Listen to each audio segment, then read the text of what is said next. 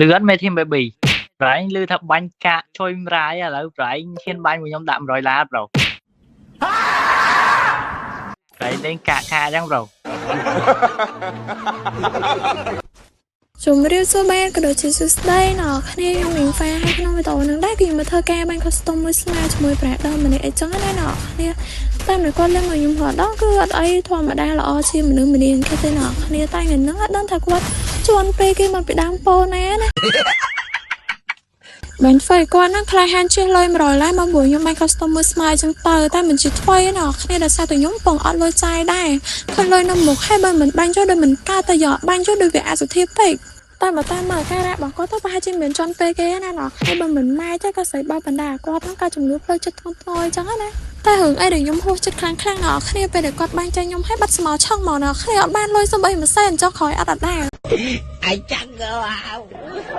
ចឹងហើយបើសិនជាខ្លួនឯងធ្វើបានតែក៏កុំប្រោះក្តីសង្ឃឹមឲ្យគេវាឈឺចាប់អញ្ចឹងហើយគ្នាយើងក៏កុំប្រោះក្តីសង្ឃឹមឲ្យណាគេបើនៅតែខ្លួនឯងធ្វើបានអញ្ចឹងណាវាឈឺចាប់ក្នុងទ្រង់នេះក្រំគ្រាអីគោម៉ែបងក៏ថាបានលុយចាយណ៎គ្នាចង់ក្រោយឡើងកន្លែងខេះហើយហ្នឹងហើយគ្នាខ្ញុំសូមពឹងអ្នកគ្នាជួយទៅ follow page ខ្ញុំម្នាក់មួយម្នាក់ពីរផងអ្នកគ្នាតែសារតែខ្ញុំនឹងទៅធ្វើ page រៀនថតវីដេអូថ្មីថ្មោអញ្ចឹងណាអ្នកគ្នាទៅស្ដាប់ទៅរៀនតែមែនតែអត់អីណាគ្នាកុំបកាយបកាអីចឹងណាបងហើយវីដេអូរបស់យើងក៏មានអីច្រើនទៀតដែរអ្នកគ្នាអាចមើលតាមនឹងបានអីចឹងណាហើយណាមកក៏ខ្ញុំមិនសូវពេញใจដែរគ្នាយើងអញ្ចឹងហើយគ្នាយើងអាចមើលតាមនឹងបានអីចឹងទៅ